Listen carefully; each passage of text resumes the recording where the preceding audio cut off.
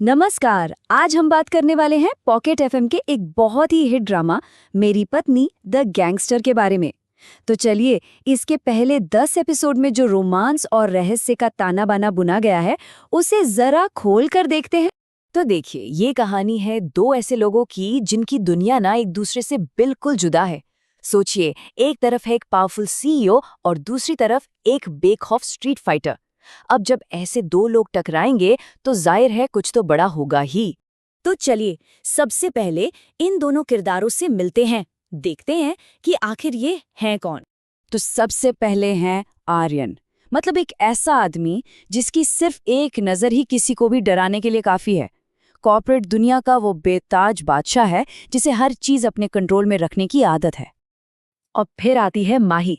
दिल तो इसका सोने का है, लेकिन इसके मुक्के वो फौलाद के बने हैं। जहां भी अन्याय देखती है, गुंडों को सबक सिखाने में जरा भी देर नहीं लगाती। और होता भी कुछ ऐसा ही है। माही और उसकी दोस्त पाखी को कुछ गड़बड़ नजर आती है और माही वो बिना एक पल सोचे मामला अपने हाथों में ले लेती है। लेकिन इस पूरी लड़ाई को देखने वाला कोई और भी था। होटल की 5वीं मंजिल की खिड़की से कोई था जो ये सब बड़े गौर से देख रहा था, और वो कोई और नहीं, आर्यन ही था। तो चलिए अब देखते हैं कि बहादुरी का ये एक छोटा सा काम पूरी कहानी को कैसे एक नई दिशा देता है। पता है वो लड़की कौन थी जिससे माही ने बचाया? वो कोई और नहीं बल्कि आर्यन की अपनी चचेरी बहन नंदिनी थी।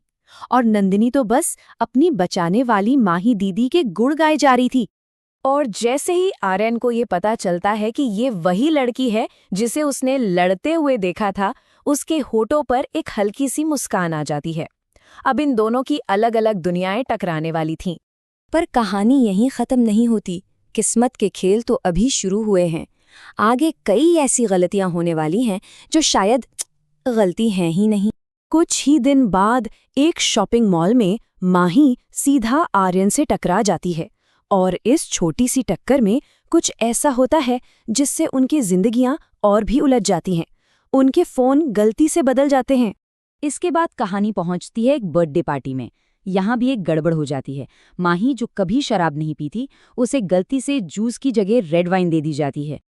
अब जब पार्टी से निकलने के बाद माही को चक्कर आने लगते हैं तो वो लड़खड़ाते हुए एक बार फिर सीधा आर्यन से जा टकराती है।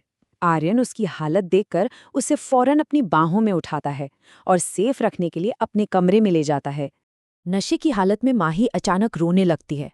अब उसे चुप कराने के लिए आर्यन कुछ ऐसा करता है जो किसी ने सोचा भी नहीं होगा। वो उसे किस कर लेता है, एक ऐसा किस जो उन दोनों की दुनिया बदल देता है।